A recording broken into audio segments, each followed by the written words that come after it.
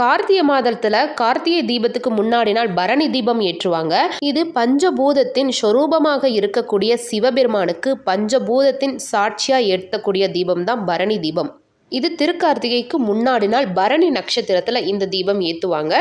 இந்த வருஷம் டிசம்பர் 3ஆம் தேதி திருக்கார்த்திகை, அதுக்கு முன்னாடி நாள் டிசம்பர் 2ஆம் தேதி மாலை 6:20 வரையும் அஸ்வினி நட்சத்திரம் இருக்குது. அதுக்கப்புறம் தான் பரணி நட்சத்திரம் ஆரம்பிக்குது.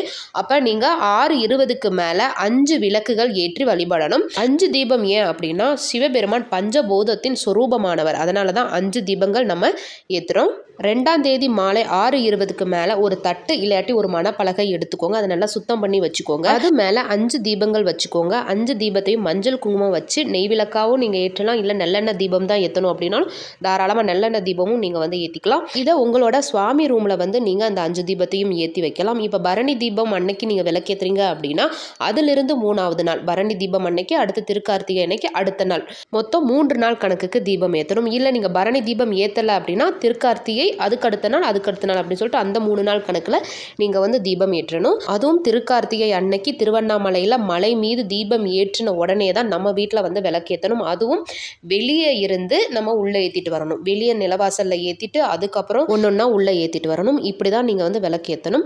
இந்த வீடியோ உங்களுக்கு பிடிச்சிருந்தா மறக்காமல் லைக் பண்ணுங்கள். உங்களோட நண்பர்கள்